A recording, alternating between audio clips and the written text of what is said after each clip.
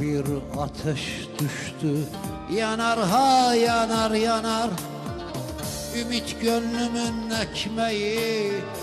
Umar ha umar umar, eller yak yumuk yumuk, öceli tırnakları. Nerelere gizlesin şu avucun nasırları. Otomobili tamire geldi dün bizim tamirhaneye. Görür görmez vurularak başladım ben sevmeye. Ayağında uzun etek, dalga dalga saçları.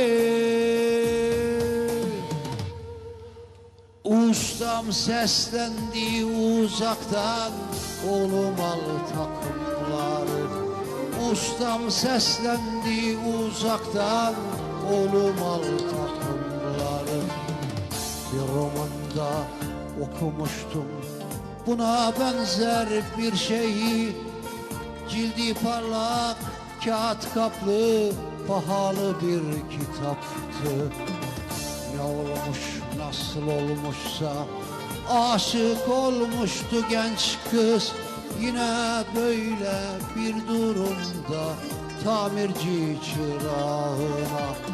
Ustama dedim ki bugün giymeyim tulumları.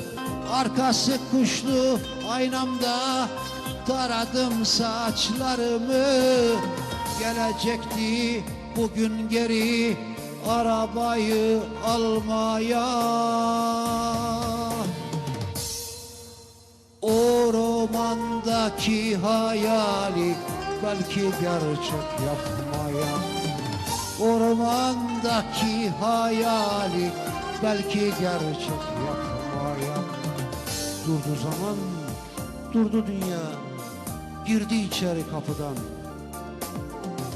Durdu zaman, durdu dünya, girdi içeri kapıdan. Öylece baka kaldım gözümü ayırmadan. Öylece baka kaldım gözümü ayırmadan.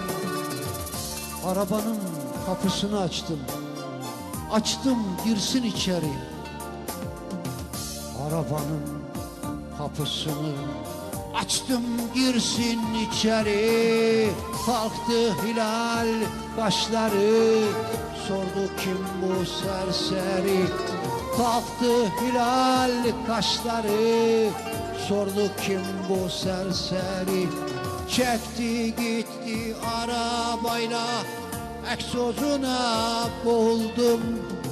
Gözümde tomurcuk yaşlar arar doğruldum.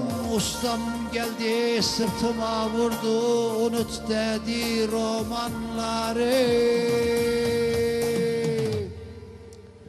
İşçisin sen işçi kal, dedi tulumları. İşçisin sen işçi kal, dedi tulumları. İşçisin sen işçi kal, dedi tulumları. İşçisin sen işçi kal, dedi tulumları. İşçisin sen işçi kal, dedi tulumları.